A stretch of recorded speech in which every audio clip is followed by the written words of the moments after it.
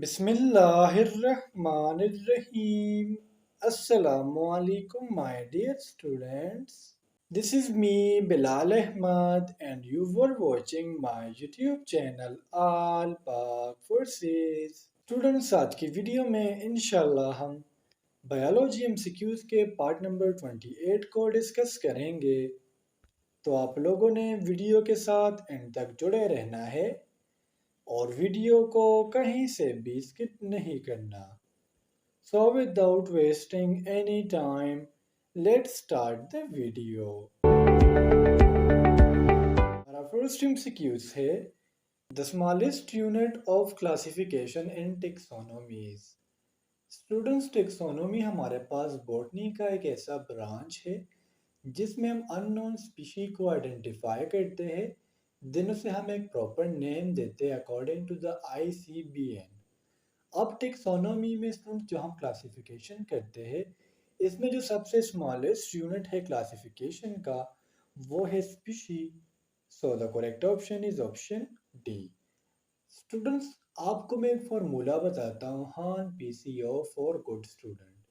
अब इस फार्मूले में स्टूडेंट्स हमारे पास तमाम ऑर्गेनिज्म आ जाते हैं, जिस तरह हान PCO फॉर गुड स्टूडेंट। तो देखिए, एस से स्पीशी, जी से हमारे पास जीनस, एफ से फैमिली, ओ से ऑर्डर, सी से क्लास, पी से पाइलम एंड के से किंगडम। तो ये फार्मूला बहुत ज़्यादा इंपॉर्टेंट है, आप अपने पास याद कर लेना। एक्सक्यूज नंबर 2 है हमारा a region of earth where life exist is called. ज़मीन का वो हिस्सा जहाँ पर लाइफ पॉसिबल हो, जहाँ पर ज़िंदगी मौजूद हो, इसे हम क्या नाम देते हैं? So the correct option is option c, mean biosphere.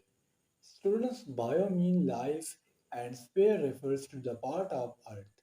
तो वो जगह जहाँ पर लाइफ प्रेजेंट होंगी इसे हम बायोस्फीयर कहेंगे, जिस तरह hydrosphere and lithosphere. Lithosphere refer to मतलब हमारा जो ड्राई रीजन है, हमारा जो ड्राई एरिया है, टेरेस्ट्रियल रीजन है। और हाइड्रोस्फीयर मीन वाटर, उधर भी मतलब फिशेस वगैरह होते हैं। तो इस तरह हाइड्रोस्फीयर एक अलग बायोस्फीयर है और लिथोस्फीयर एक अलग बायोस्फीयर है। एक्सक्यूज नंबर 3 है हमारा what is the cause of malaria. Sir, malaria हम काफ़ी दफ़ा डिस्कस कर चुके हैं।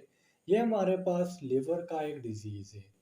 जब एक मॉस्किटो जिसने ऑलरेडी बाइट किया होगा प्लाज्मोडियम के ऊपर, उस मॉस्किटो को हम नाम देते हैं आइडीज एजिप्टीज। इसकी निशानदेही ऐसी की जाती है कि ये एक ब्लैक मॉस्किटो है और इसकी बॉडी के ऊपर हमारे पास ब्लैक पैचेस या ब्लैक डॉट्स होते हैं।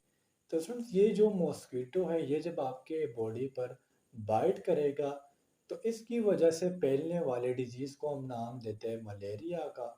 और इसमें हमारे पास जो ऑर्गन डिस्टर्ब होता है, जो ऑर्गन इन्फेक्ट होता है, वो होता है liver.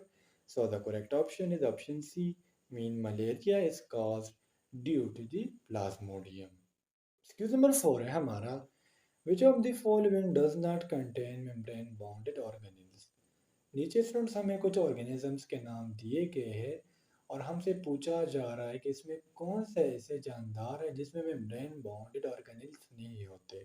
So the correct option is option B, mean prokaryotes. इसमें प्रोकैरियोट और यूकैरियोट्स में जो बेसिक डिफरेंस है वो है मेम्ब्रेन बॉन्डेड ऑर्गेनिल्स का। यूकैरियोट्स में तमाम के तमाम मेम्ब्रेन बाउंडेड ऑर्गेनेल्स प्रेजेंट होते हैं, जबकि प्रोकैरियोट्स में मेम्ब्रेन बाउंडेड ऑर्गेनेल्स प्रेजेंट नहीं होते, जिस तरह एंडोप्लाज्मिक रेटिकुलम, हमारे पास हो गया गोल्जी बॉडीज, माइटोकॉन्ड्रिया। तो ये तमाम के तमाम ऑर्गेनेल प्रोकैरियोट में एब्सेंट होते हैं। एक्सक्यूज नंबर 5 है हमारा which one is called power house of the cell. नीचे हमें कुछ ऑर्गेनेल्स के नाम दिए गए हैं और हमसे पूछा जा रहा है कि इसमें power house of the cell किसे कहा जाता है। So the correct option is option B, mean mitochondria. Students, mitochondria को power house of the cell इसलिए कहा जाता है क्योंकि इसमें सेलुलर रिस्पायरेशन होता है। आप लोगों को पता है कि रिस्पायरेशन से पहले फोटोसिंथेसिस होती है, उसमें फूड बनता है, फिर रिस्पायरेशन में इसकी ब्रेक डाउन होती है। और जब फूड की ब्रेक डाउन होगी तो इससे हमारे पास एनर्जी रिलीज होगी। और ये जो रिस्पिरेशन का प्रोसेस होता है ये माइटोकॉन्ड्रिया में होता है, तो जिसकी वजह से हम माइटोकॉन्ड्रिया को power house of the cell कहते हैं। एक्सक्यूज नंबर 6 है हमारा, which one is called protein factory? किस चीज़ को प्रोटीन फैक्ट्री कहा जाता है? So the correct option is option B, mean ribosomes.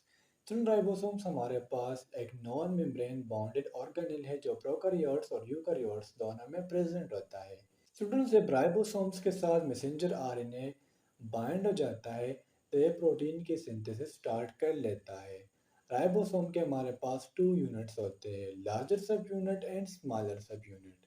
अगर हम प्रोकैरियोट्स की बात करें तो वहाँ पर राइबोसोम का जो साइज है वो है 70s, और यूकैरियोट्स में जो राइबोसोम का साइज है वो है 80s। एक्सक्यूज नंबर 7 है हमारा, degree of variation with in और अमंग द स्पीशीज कार्ड। यानी स्टूडेंट्स, किसी भी स्पीशी यानी स्पीशी के अंदर अंदर अगर हम बात करें या डिफरेंट स्पीशी के अंदर अगर वेरिएशन आए, चेंजेस आए, तो इसे हम क्या नाम देते हैं? So the correct option is option D, mean biodiversity. Students, अगर हम बायोडाइवर्सिटी की डिफिनेशन पर फोकस करें तो बायो मीन लाइफ यानी ज़िंदगी, और डाइवर्सिटीज मीन डिफरेंट टाइप्स यानी एक ज़मीन पर जानदारों के डिफरेंट अकसाम का प्रेजेंट होना, इसे हम नाम देते हैं बायोडाइवर्सिटी का। और ये जेनेटिक वेरिएशन है स्पीशीज़ के अंदर या डिफरेंट स्पीशीज़ के दरमियान। एक्सक्यूज नंबर 8 है हमारा, best performance of enzymes are observed eight.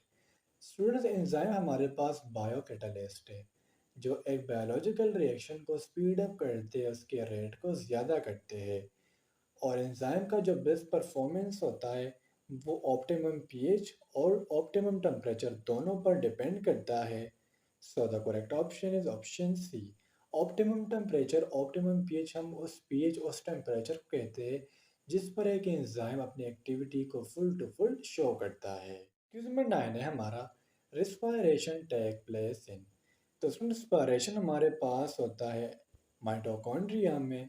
So the correct option is option D, जबकि क्लोरोप्लास्ट में हमारे पास फोटोसिंथेसिस परफॉर्म हो रहा होता है। फोटोसिंथेसिस और रिस्पायरेशन एक दूसरे की अपोजिट प्रोसेस है। फोटोसिंथेसिस में फूड की फॉर्मेशन होती है, जबकि रिस्पायरेशन में इसी फूड की ब्रेकडाउन होकर उससे एनर्जी रिलीज करवाई जाती है। एक्सक्यूज नंबर 10 है हमारा, plants water is absorb through. Students, यहाँ पर आपने इस एमसीक्यूज में एक करेक्शन करनी है, एब्जॉर्ब की जगह आपने लिखना है conducting. So the correct option is option A, means xylem. So xylem हमारे पास एक कंपाउंड टिश्यूज है जिसमें हमारे पास वेसल, ट्रिकेट, फाइबर और जाइलम पैरेन्काइमा प्रेजेंट होते हैं। ये चार किस्म के सेल एक दूसरे के साथ कंबाइन होकर वाटर और मिनरल की कंडक्शन करते हैं प्लांट्स में। जबकि अगर हम फ्लोएम की बात करें तो उसमें फ्लोएम का काम होता है फूड की मतलब ट्रांसलोकेशन प्लांट में। फ्लोएम में हमारे पास टू टाइप्स के सेल्स होते हैं, companion cells and safety cells. Excuse number 11 है हमारा, which of the following helps in defence mechanism. हमारी बॉडी के डिफेंस मैकेनिज्म में कौन से सेल्स हेल्प देते हैं? So the correct option is option c, mean white blood cells. तो वाइट ब्लड सेल जिसे हम ल्यूकोसाइट्स पे कहते हैं, ये हमारी बॉडी के डिफेंस सिस्टम को बनाती है। जब भी बाहर से कोई फॉरेन पार्टिकल आ जाता है तो वाइट ब्लड सेल उनको किल करके हमें डिजीज से बचाती है। जबकि रेड ब्लड सेल्स का काम होता है ऑक्सीजन की ट्रांसपोर्ट, और प्लेटलेट्स का काम होता है जब भी कहीं पर कट लग जाए तो उस खून को ब्लॉक करना है, प्लेटलेट्स का काम होता है। रेड ब्लड सेल को मेरिथ्रोसाइट्स, जबकि प्लेटलेट्स को हम थ्रोम्बोसाइट्स कहते हैं।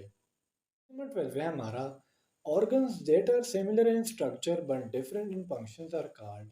वो ऑर्गन जिनकी स्ट्रक्चर सेम हो, साथ सेम हो, लेकिन उसके फंक्शन डिफरेंट हो, तो इसे हम क्या नाम देते हैं?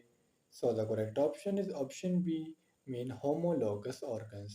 स्टूडेंट्स, आप एग्जांपल ले सकते हैं ह्यूमन आर्म की, बैट के आर्म की, और इस तरह वेल की फ्लेवर की। तीनों की साथ सेम है। अगर हम तीनों के स्ट्रक्चर को देखें तो तीनों के तीनों सेम है। इंसान हाथ को काम के लिए यूज़ करता है, जबकि वेल अपने फ्लिपर को यूज़ करता है स्विमिंग के लिए, और बेट अपने विंग को यूज़ करता है फॉर फ्लाइंग पर्पस। तो होमोलोगस हम ऐसे ऑर्गन्स को कहते हैं। जबकि इसका अपोजिट होता है एनालॉगस ऑर्गन। एनालॉगस ऑर्गन में स्टूडेंट्स जो स्ट्रक्चर होता है वो डिफरेंट होता है, लेकिन वो ऑर्गन सेम फंक्शन परफॉर्म कर रहे होते हैं। जिस तरह बेड विंग्स या बटरफ्लाई विंग्स, दोनों का काम होता है उड़ना, लेकिन क्या बटरफ्लाई के विंग में बोन है? नो। तो इसलिए हम ऐसे ऑर्गन जो साख में डिफरेंट हो, स्ट्रक्चर में डिफरेंट हो, लेकिन सेम फंक्शन परफॉर्म करे, ऐसे हम एनालॉगस ऑर्गन्स कहते हैं। एक्सक्यूज नंबर 13 है हमारा, red blood cells are formed in. Students, red blood cell bone marrow में बनते हैं। So the correct option is option b. अब आप कहेंगे कि सर बोन मैरो क्या है? बोन मैरो हमारे पास एक स्पॉन्जी टिश्यू है जो हमारे बोन में प्रेजेंट होती है, और इनका काम होता है स्टेम सेल्स को प्रोड्यूस करना। फिर स्टेम सेल्स प्रोड्यूस करते हैं रेड ब्लड सेल्स को।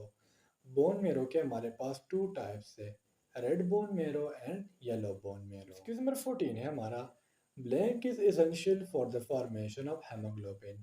तो हेमोग्लोबिन हमारे पास एक क्वार्टरनरी प्रोटीन है जिसका काम होता है ऑक्सीजन का ट्रांसपोर्ट करना, और इसके फॉर्मेशन के लिए आयरन की ज़रूरत होती है। So the correct option is option b. Haemoglobin में हमारे पास एक हेमोग्लोबिन में हमारे पास 4 आयरन के मॉलिक्यूल प्रेजेंट होते हैं, और इसलिए हम कहते हैं कि एक हेमोग्लोबिन का मॉलिक्यूल 4 ऑक्सीजन को कैरी कर सकता है। स्टूडेंट्स, हेमोग्लोबिन और जो हमारे पास क्लोरोफिल है, इन दोनों के दरमियान जो मेन डिफरेंस है वो है सेंट्रल एटम का। हेमोग्लोबिन में सेंट्रल एटम आयरन है, जबकि क्लोरोफिल में जो सेंट्रल एटम है वो मैग्नीशियम। तो इसलिए इन दोनों का स्ट्रक्चर डिफरेंट है। एक्सक्यूज नंबर 15 है हमारा, the strongest muscle in human body is found in. Students, हमारे बॉडी में जो सबसे स्ट्रॉन्गेस्ट मसल है उसे हम नाम देते हैं सर्टोरियस मसल का, और ये पाउंड किया जाता है बटक्स में। So the correct option is option b. जबकि वो मसल जो सबसे छोटा है वो है स्ट्रेपेडियस मसल, और यह हमारे मिडल ईयर में प्रेजेंट होता है। तो स्टूडेंट्स, ये थे आज के हमारे बायोलॉजी के एमसीक्यूज़। उम्मीद करता हूँ आपको तमाम एमसीक्यूज़ क्लियर हुए होंगे। और अगर फिर भी आप लोगों को कोई कन्फ्यूजन हो, कोई डाउट हो, तो आप लोग मुझसे कमेंट सेक्शन में पूछ सकते हो। इंशाल्लाह अगले वीडियो में मिलते हैं। तब तक के लिए मुझे इजाज़त दीजिए। मुझे अपने दुआ में याद रखिए। अल्लाह हाफिज़।